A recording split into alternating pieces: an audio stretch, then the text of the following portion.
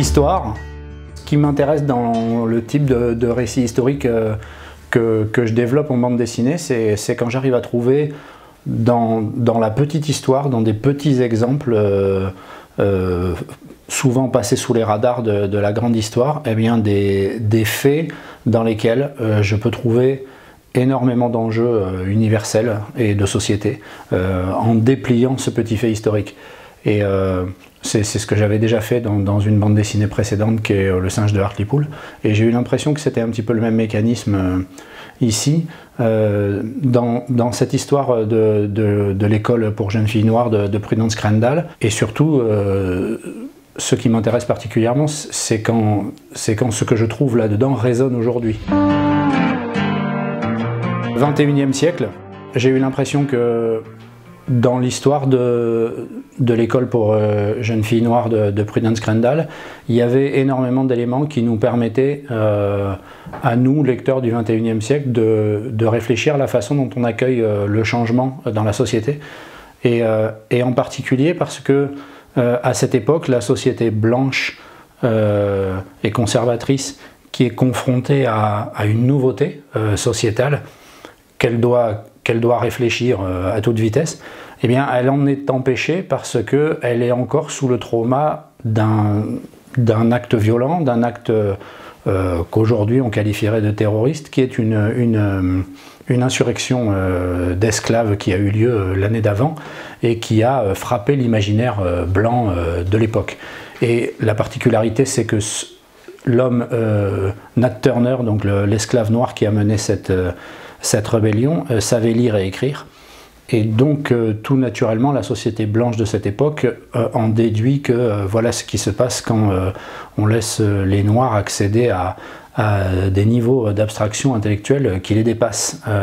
Ils deviennent fous et sanguinaires, et donc il ne faut absolument pas laisser ce truc-là s'installer. Or c'est précisément ce qu'ils ont l'impression qui est en train de s'installer dans cette petite école. Et j'ai l'impression que ce phénomène-là, on le retrouve aujourd'hui dans la façon dont nous, on doit penser nos changements de société, par exemple l'accueil des réfugiés, etc. Et on voit bien que ce sont les mêmes mécanismes de blocage qui sont à l'œuvre.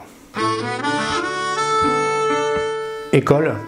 Ça n'est pas banal de voir dans des épisodes historiques une société réagir, s'enflammer face à une menace immédiate, mais voir que cette menace immédiate, c'est juste le changement de couleur des élèves d'une école, ça c'était quelque chose d'assez étonnant, et ça m'a intéressé à partir de quel moment, qu'est-ce qu'une société qui finit par considérer que l'éducation est une menace. Et ça renvoie évidemment à plein d'autres questions qui sont abordées dans le livre et qui sont finalement quel type d'éducation on donne, à qui, le contenu, la qualité, et finalement pour accéder à quoi. Et ce sont des questions qui me semblent évidemment largement d'actualité. On a bien vu récemment encore dans l'actualité comment le contenu de l'éducation pouvait générer des passions qui me semblent comparables à celles qu'on a montrées dans le livre. Couleur. La couleur, dans mon travail, ça a toujours été quelque chose d'assez important.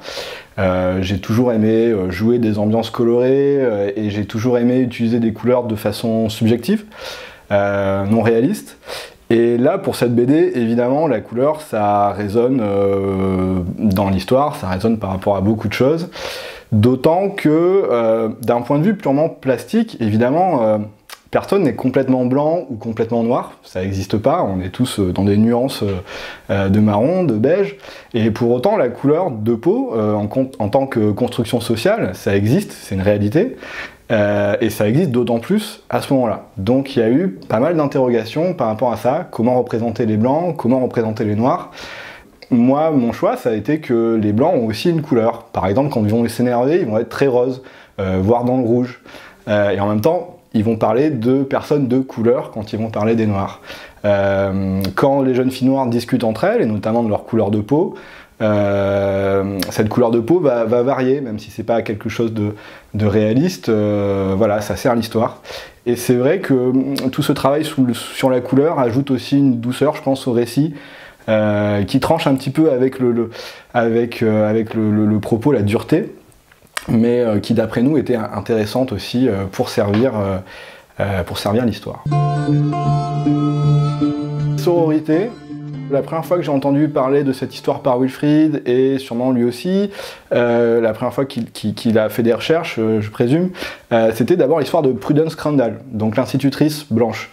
Et d'ailleurs aux États-Unis, c'est toujours le musée de Prudence Crandall. En fait, dans l'histoire, on n'est pas du tout focalisé sur ce personnage d'héroïne. Au contraire, très vite, on est amené vers ce groupe de jeunes filles noires. Et vraiment, moi, ce qui m'a beaucoup intéressé dans ce scénario, et ce que j'ai trouvé très habile de la part de Wilfried, c'est de mettre en place toute cette vie en fait entre ces jeunes filles qui, avec leurs différences, avec parfois des mésententes, avec des points de vue différents, quand même, à un moment donné, vont trouver une force dans le collectif. D'autant qu'on sait que ça s'est passé comme ça dans la réalité. On a des témoignages qui nous disent qu'il y a eu quelque chose de très fort qui s'est passé dans cette école à ce moment-là. Et sororité, donc entre jeunes filles noires, mais aussi évidemment avec Prudence Crandall, aussi avec ce personnage de sorcière, donc qui est une femme blanche qu'elles vont trouver dans les bois, et donc aussi un petit peu remise en question du patriarcat à travers d'autres personnages.